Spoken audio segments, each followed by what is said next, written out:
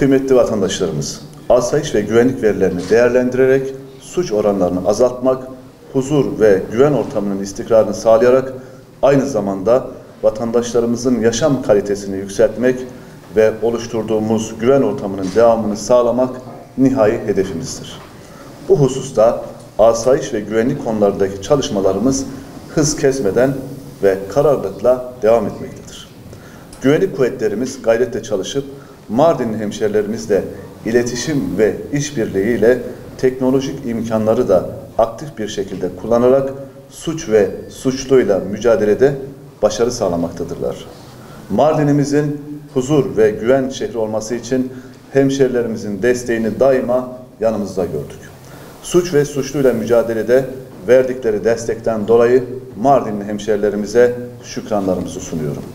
Değerli basın mensuplarımız, değerli vatandaşlarım, vatandaşlarımızın huzur ve güven, birlik ve beraberlik içerisinde yaşamlarını sürdürebilmeleri için yıkıcı, bölücü ve her türlü terör tehdidini bertaraf etmek nihai hedefimizdir. Milletimizin birlik ve beraberliğine kasteden bölücü terör örgütlerine karşı kararlı mücadelemiz devam etmektedir. Bu anlayışla Nisan ayında Mardin'de bölücü terör örgütü PKK ve FETÖ başta olmak üzere terör örgütlerine yönelik toplam 158 operasyon düzenlenmiştir.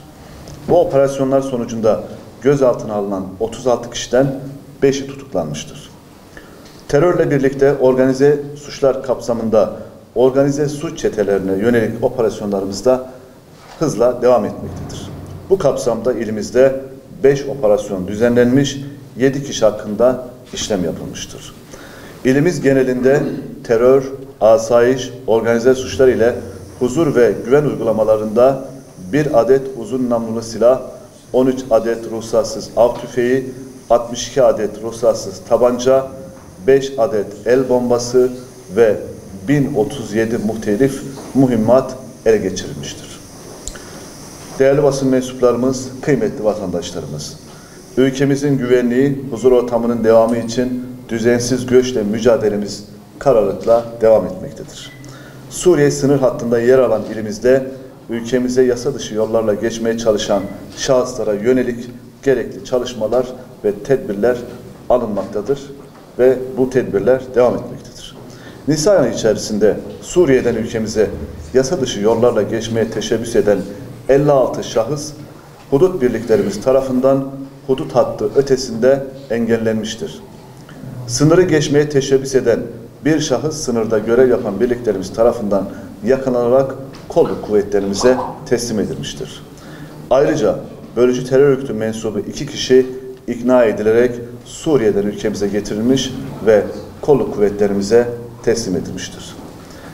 Kıymetli basın mensuplarımız, değerli vatandaşlarımız, bağımlılıkla mücadeledeki çalışmalarımız da yine hassasiyet ve gayret ile devam etmektedir.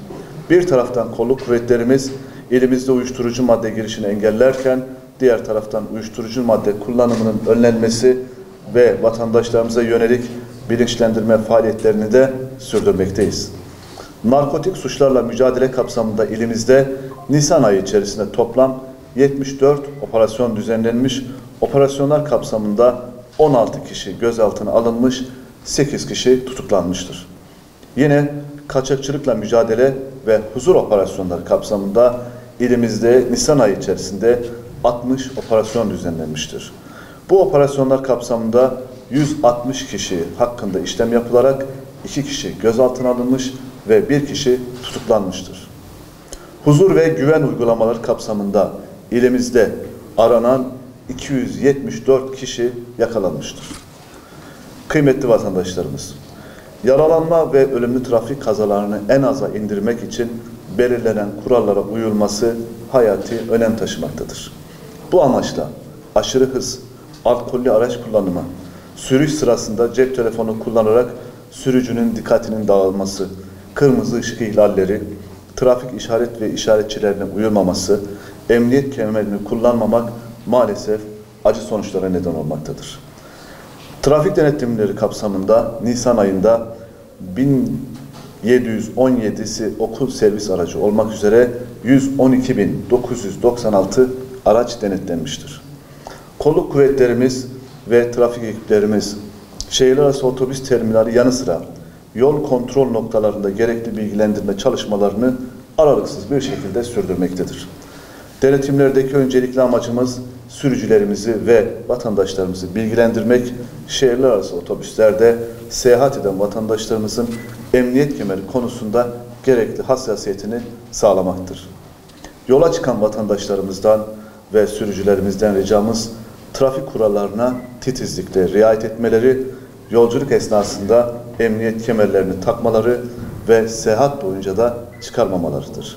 Sizlerin vasıtasıyla, siz değerli basın mensuplarımızın aracılığıyla tüm vatandaşlarımızdan trafik kurallarına uymaları konusunda hassasiyet göstermelerini bir kez daha rica ediyoruz.